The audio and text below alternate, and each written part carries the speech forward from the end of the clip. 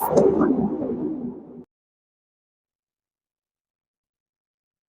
teman-teman, selamat datang di Titik Terang Podcast Final Light Truth Discussion. Nah teman-teman, apa kabar semuanya? Semoga dimanapun kalian berada dan kapanpun kalian mendengarkan podcast ini, semoga selalu berada dalam keadaan baik dan sehat ya. Teman-teman, atas nama demokrasi, mari kita ngobrol-ngobrol soal hak semua warga negara yang menjadi tonggak penting semua negara demokrasi. Apalagi kalau bukan hak atas kebebasan berpendapat dan berekspresi dalam bentuk kebebasan pers dan media massa. Sebelum masuk ke dalam topik nih, aku mau kenalin narasumber kita dulu nih. Hari ini kita kedatangan 3 narasumber yang keren-keren banget nih. Yang pertama ada Dina yang akan memberikan pendapat dari sudut pandang pemerintah, lalu ada Siti dari sudut pandang reporter, dan Mita dari sudut pandang seorang aktivis HAM. Oke, kalau gitu aku mau mulai dulu dari Dina ya. Halo Dina, apa kabar? Halo Mbak Naura, kabar aku baik. Kabarnya gimana nih? Alhamdulillah, baik juga. Alhamdulillah. Mbak Dina, kita kan tadi akan ngomongin tentang kebebasan berekspresi ya, yaitu Ya, adalah kebebasan pers. Kalau menurut Mbak Dina nih, soal kebebasan pers itu gimana sih Mbak dari sudut pandang seorang jurnalis?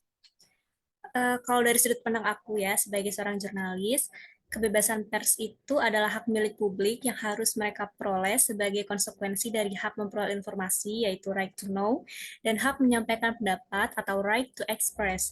Kebebasan pers adalah instrumen media dan jurnalis untuk merealisasi fungsinya sebagai pejuang kebebasan berekspresi yang merupakan bagian dari HAM.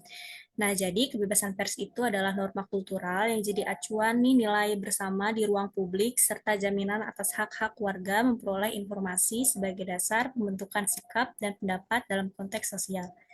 Nah, selanjutnya aku mau ngomongin tentang peran jurnalis dalam memberikan informasi yang kritis dan berimbang sebagai peran kebebasan pers.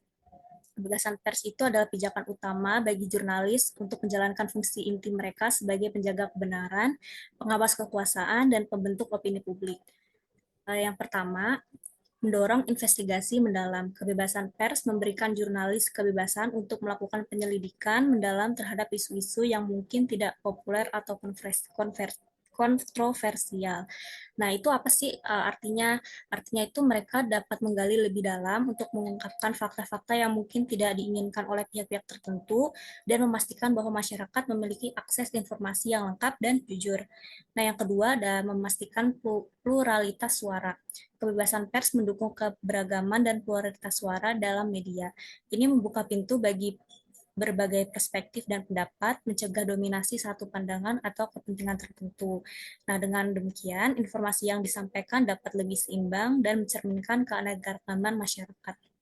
Jadi, nggak hanya berfokus ke perspektif tertentu aja, jadi tapi bisa beraneka ragam.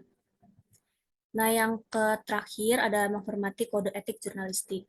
Jurnalis yang beroperasi dalam lingkungan yang mendukung kebebasan pers lebih mungkin untuk mengikuti kode etik jurnalistik. Mereka dapat berfokus pada keakuratan, keseimbangan, dan keberagaman sumber informasi, dan menghindari bias yang tidak sehat dalam pemberitaan mereka. Mungkin itu Mbak Naura dari aku. Wah, aku baru tahu nih kalau ternyata arti dari kebebasan pers itu luas ya artinya dan Ya, sangat memberikan dampak yang besar bagi masyarakat. Nah, kalau menurut Mbak Dina sendiri nih dari perspektif seorang jurnalis nih, biasanya itu tantangan terbesar apa sih yang harus dilewati dari seorang jurnalis untuk menerjang kebebasan pers itu? nah, sebenarnya tuh dari sudut pandang seorang jurnalis sendiri ya, tantangan kebebasan pers itu banyak banget. Tapi yang terbesar itu dalam sudut pandang jurnalis itu adalah mengejar kebebasan pers dalam konteks demokrasi, yaitu tekanan politik dan ekonomi yang dapat membatasi independensi dan integritas peliputan. Itu artinya apa? Jadi dalam situasi pemerintah atau kekuatan politik tertentu mencoba mempengaruhi seorang jurnalis gitu. Jadinya eh, narasi berita itu jadi dipengaruhi sama kekuatan politik tertentu. Padahal kan nggak boleh ya. Harusnya berita itu transparasi biar menyampaikan informasi itu transparasi ke publik gitu. Jadi di sisi lain tekanan ekonomi juga jadi hambatan, ketergantungan pada iklan atau dukungan finansial dari pihak tertentu itu mempengaruhi keputusan redaksi dalam memberikan kendali terhadap apa yang dapat atau tidak dapat diliput. Nah, penting tuh untuk tegap terus menjaga integritas jurnalistik dan memastikan bahwa informasi yang disampaikan itu benar, objektif, dan tidak terpengaruh oleh kepentingan politik dan ekonomi. Nah, selain itu, ada juga kemajuan teknologi dan digitalisasi di era sekarang ini. Tantangan barunya itu seperti sensor digital yang digunakan untuk membatasi informasi yang dapat diakses oleh masyarakat. Lalu juga seorang jurnalis menghadapi resiko serangan dunia maya seperti peretasan atau doxing ya. Itu jadi data-data pribadi kita disalahgunakan sama orang-orang lain, juga pelecehan online, terus juga kriminalisasi, intimidasi, atau hate speech juga dalam maaf dalam UU nomor 19 tahun 2006 tahun 2016 tentang perubahan atas UU ITE dari UU nomor 27 sampai 2022 nomor UU nomor 27 tahun 2022 tentang perlindungan data pribadi yang dapat mengekang atau mengontrol pers sehingga pers tidak dapat leluasa menjalankan fungsinya. Dengan kata lain, kebebasan pers yang seharusnya menjadi landasan untuk menyampaikan informasi yang objektif dan kritis seringkali dihadapi oleh berbagai rintangan yang membuat tugas jurnalis menjadi lebih sulit. Meskipun begitu, semangat untuk memberikan informasi yang benar dan penting terhadap masyarakat tetap menjadi pendorong utama bagi jurnalis dalam menghadapi tantangan ini. Salah satu tantangan yang paling besar juga adalah kekerasan pers. Kekerasan pers juga bisa membatasi kemampuan jurnalis menyampaikan berita tanpa campur tangan atau pengaruh yang tidak sehat. Contoh konkretnya bisa berupa ancaman kekerasan fisik atau verbal, penyalahgunaan kekuasaan oleh pejabat, bahkan tindakan hukum yang bertujuan untuk membungkam suara jurnalis. Begitu tantangan yang kami hadapi saat ini.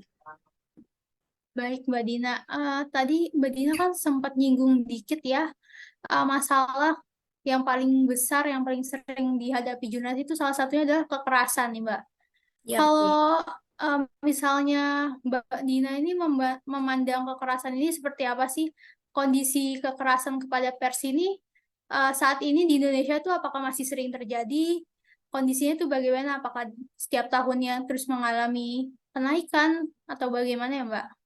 Ya, di Indonesia sendiri serangan dan pelecehan dunia maya seperti peretasan pembocoran informasi yang tadi aku sebutkan yaitu doxing, ujaran kebencian juga, kekerasan pers itu sudah diteliti oleh UNESCO menunjukkan bahwa 73% dari 625 responden jurnalis perempuan mengalami kekerasan digital.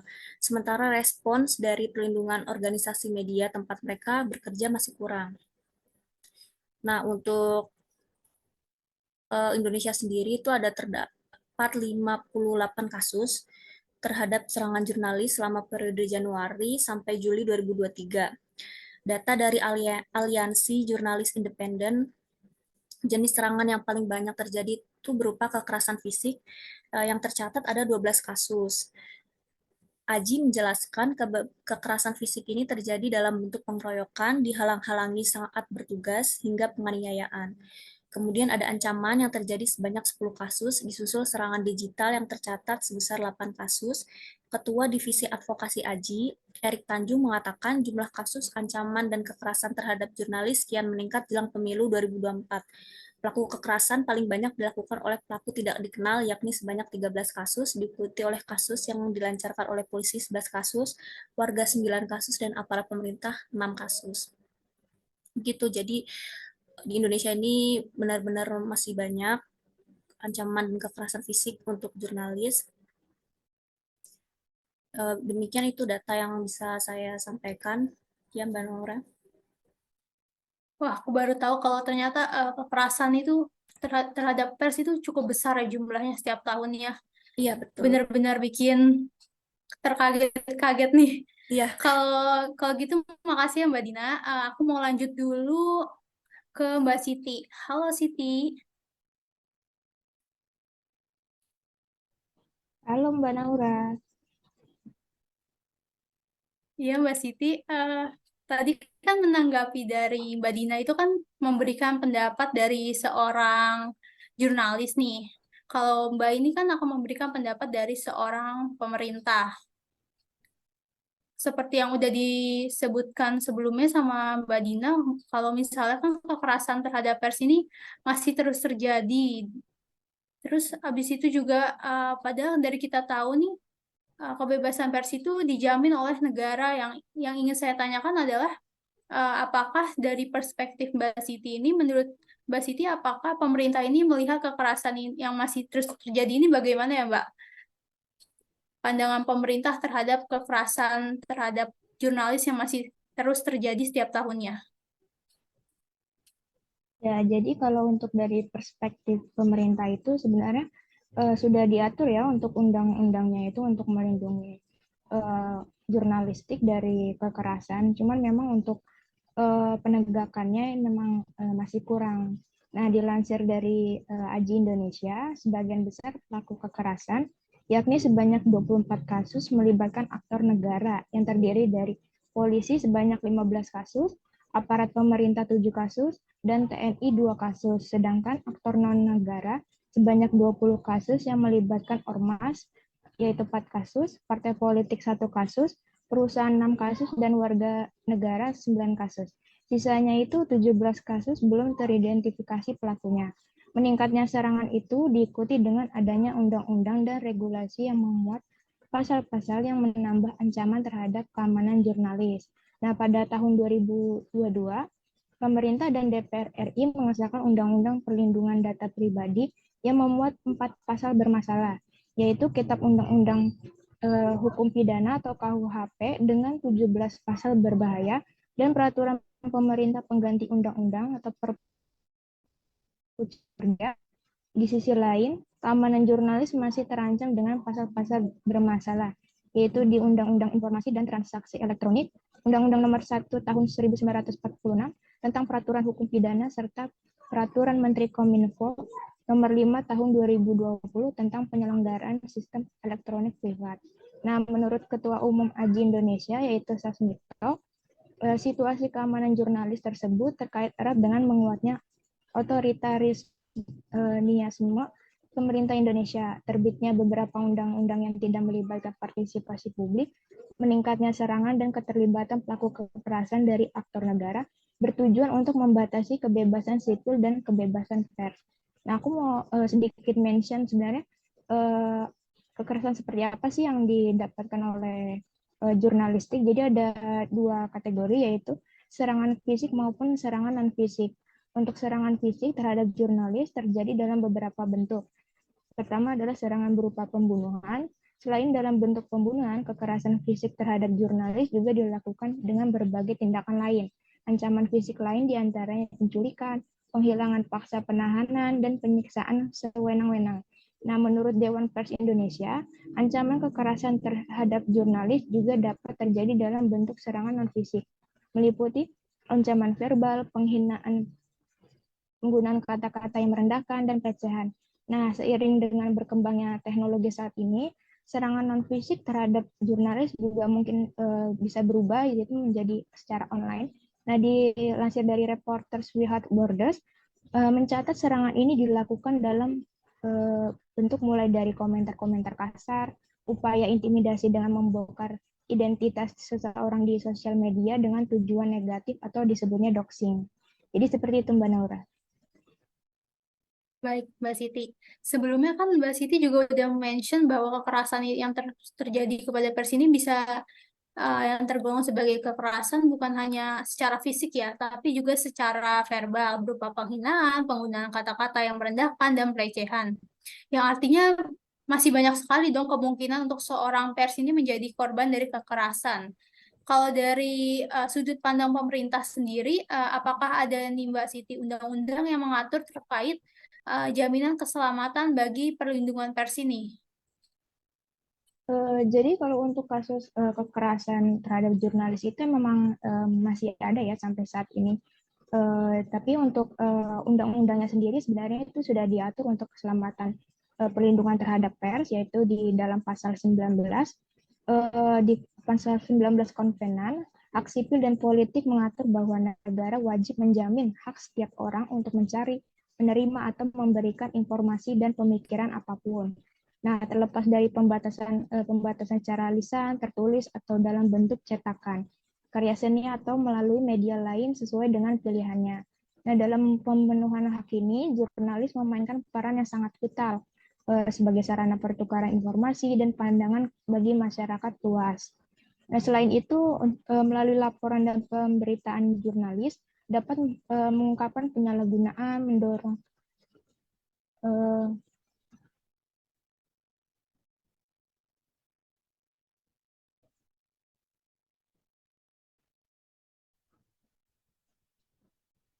mendorong akuntabilitas institusi publik dan berkontribusi terhadap tatanan masyarakat yang adil, harmonis, dan inklusif. Nah, oleh karena itu, setiap ancaman terhadap keselamatan jurnalis tidak hanya berdampak secara langsung nih bagi jurnalisnya saja, melainkan pula berdampak bagi pemenuhan hak kolektif masyarakat atas kebebasan berpendapat dan berekspresi. Jurnalis mestinya dilindungi dari perasaan takut akan intimidasi atau pembalasan dari pihak manapun dalam menjalankan tugasnya. Nah, untuk di konteks Indonesia sendiri, isu keselamatan jurnalis dalam tatanan undang-undang dijamin itu di dalam pasal 8 Undang-Undang Nomor 40 Tahun 1900 tentang pers. Dinyatakan dalam melaksanakan profesinya, wartawan mendapat perlindungan hukum. Dalam penjelasan pasal 8 tersebut dinyatakan yang dimaksud dengan perlindungan hukum ini adalah jaminan perlindungan pemerintah atau masyarakat kepada wartawan dalam melaksanakan fungsi hak, kewajiban, dan peranannya sesuai dengan ketentuan perundang-undangan yang berlaku. Namun, memang belum ada ketentuan turunan lainnya yang menjelaskan secara spesifik nih bentuk perlindungan bagi jurnalis tersebut yang diatur kemudian oleh Dewan Pers ini ya dengan peraturan Dewan Pers nomor 5 garing peraturan LV garing 2008 tentang standar perlindungan profesi wartawan yang menjelaskan bahwa wartawan memperoleh perlindungan hukum dari negara, masyarakat, dan perusahaan pers. Wartawan juga dilindungi dari tindakan kekerasan, pengambilan, penyitaan, atau perampasan alat-alat kerja, serta tidak diperbolehkan untuk dihambat atau diintimidasi oleh pihak manapun.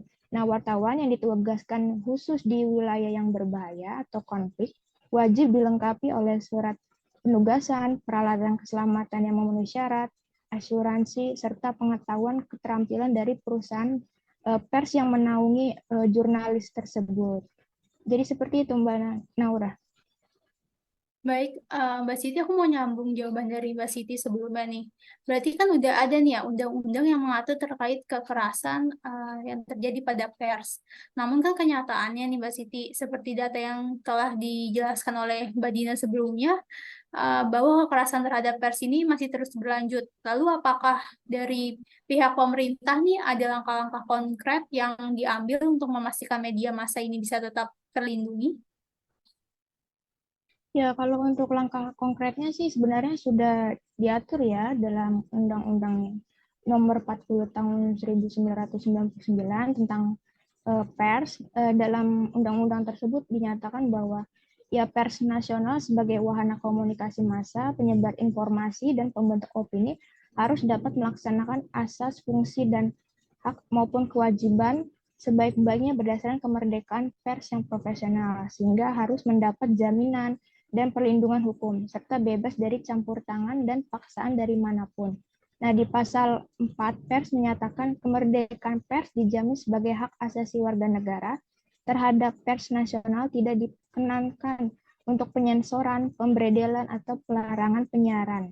Untuk menjamin kemerdekaan pers, pers nasional mempunyai hak mencari, memperoleh, dan menyebarluaskan gagasan dan informasi dalam mempertanggungjawabkan pemberitaan di depan hukum.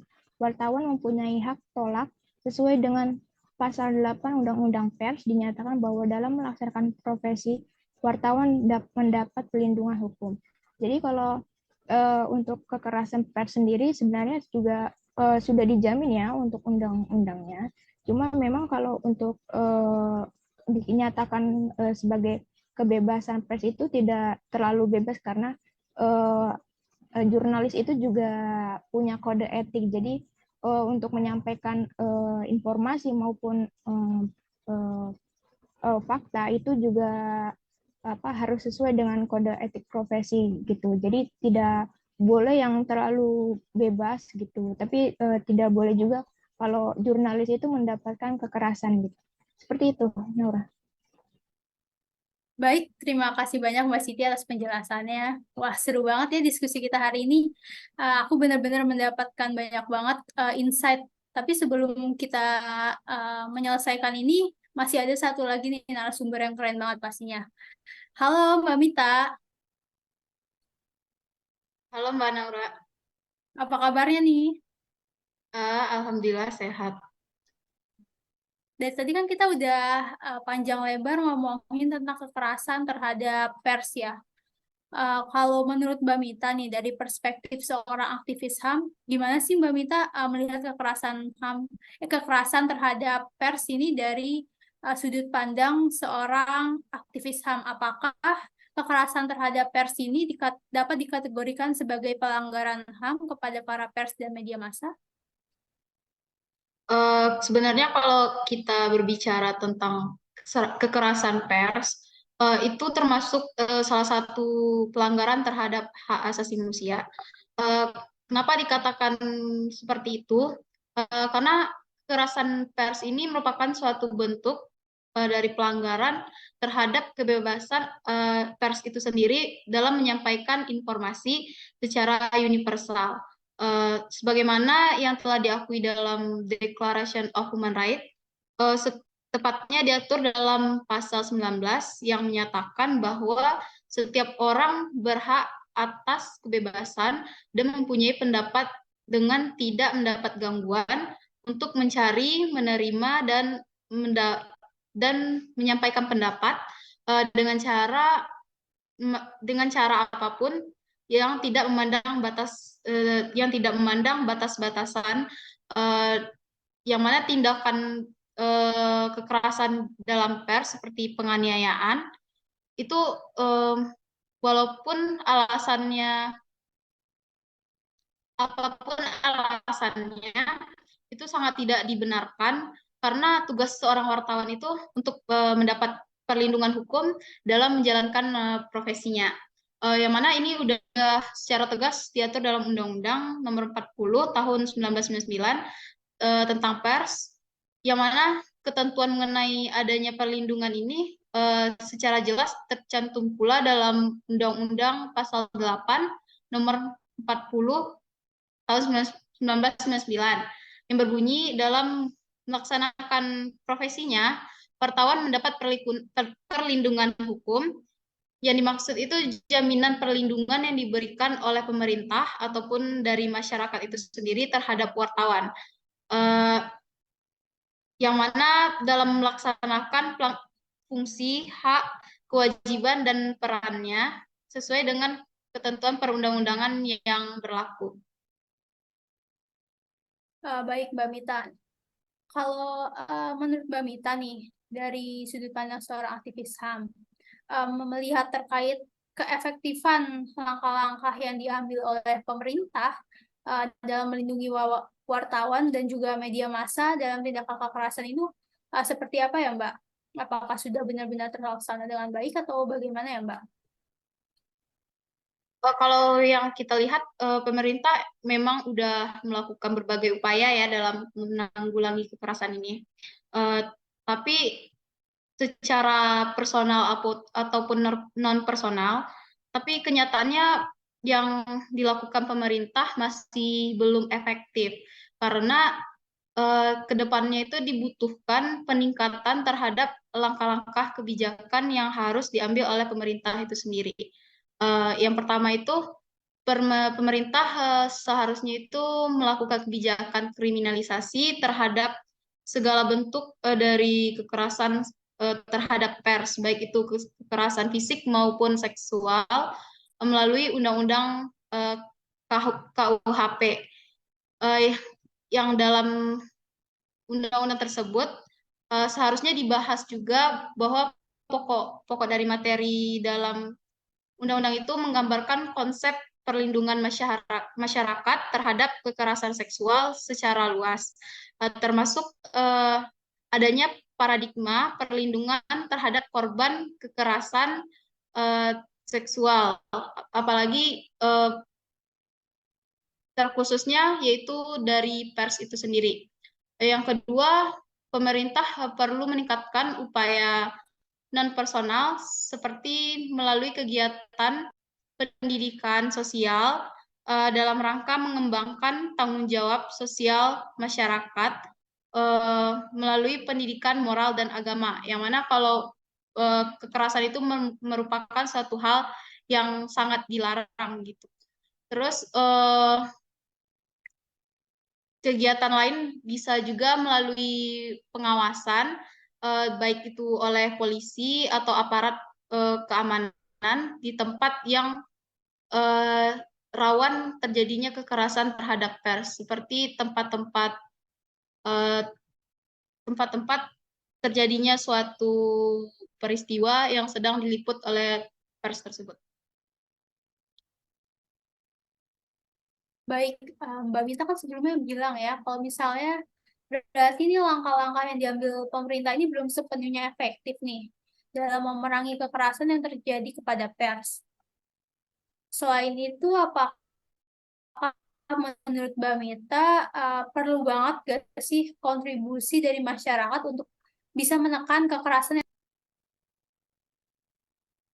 Kalau untuk itu Mbak Nora, seharusnya kalau untuk masyarakat sendiri mungkin bisa melakukannya dengan mengadakan kampanye di sosial media. Kampanyenya itu berupa membahas tentang hak pers yang termasuk dalam hak asasi manusia, yang mana secara sederhana bisa melalui sosial media seperti Instagram, Facebook, atau WhatsApp yang mereka punya. Masyarakat dapat mengutarakan pendapat atau meminta keadilan melalui hashtag yang sekarang ini mungkin banyak digunakan orang-orang, sehingga bisa menaikkan kasus tersebut dan menghentikan kekerasan yang mungkin akan terjadi. Karena kebanyakan saat ini sesuatu yang viral itu di media sosial biasanya kan cepat ditangani oleh pemerintah maupun pihak yang berwajib. baik Mbak Mita, seperti yang sudah dibilang oleh Mbak Mita kan kalau misalnya langkah-langkah yang diambil oleh pemerintah ini belum sepenuhnya efektif ya dalam mengikat atau menyelesaikan akar dari kekerasan yang terjadi terhadap pers ini.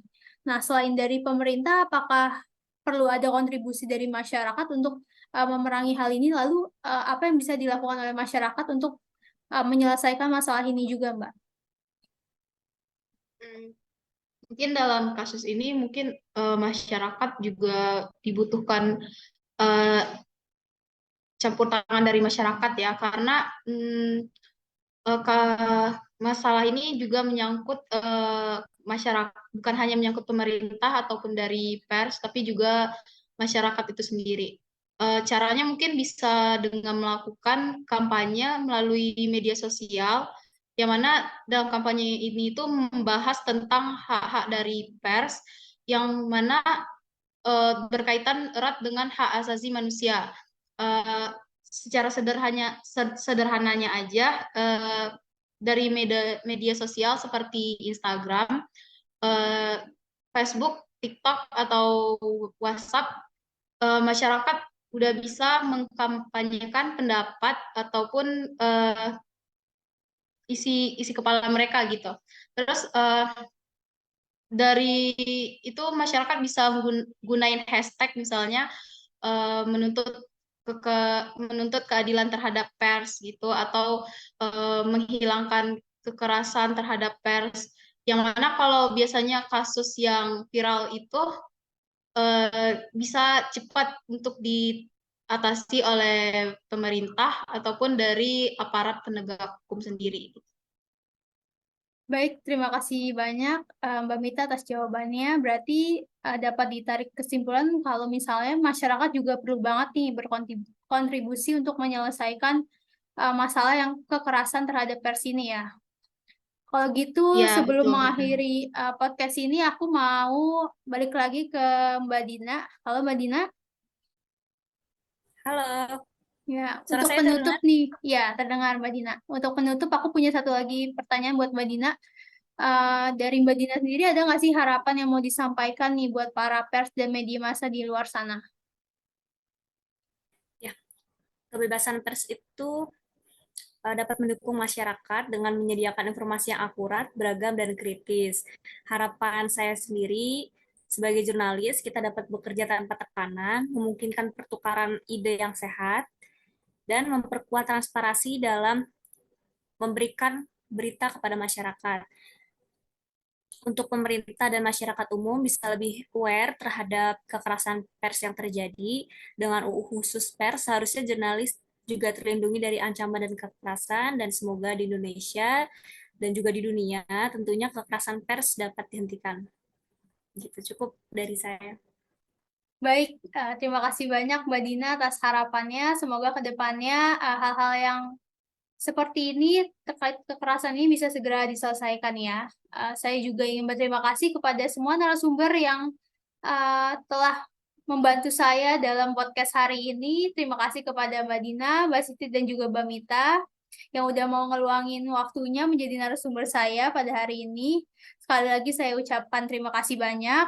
Dan baik teman-teman, itu dia obrolan kita pada podcast hari ini. Yang bisa saya simpulkan dari obrolan kita pada podcast hari ini adalah bahwa kekerasan yang terjadi pada pers ini masih sering terjadi hingga saat ini, meskipun sudah banyak langkah yang diambil oleh pemerintah untuk memerangi hal ini, tapi kekerasan ini tidak bisa ditolerir karena telah termasuk ke dalam ancaman terhadap hak asasi manusia. Oleh karena itu diperlukan juga dukungan oleh berbagai macam pihak agar hal ini bisa segera terselesaikan. Dan untuk episode kali ini saya akhiri, saya Naura Salsabila, pamit undur diri, sampai jumpa di episode selanjutnya. Terima kasih. Terima kasih Mbak Naura. Terima kasih.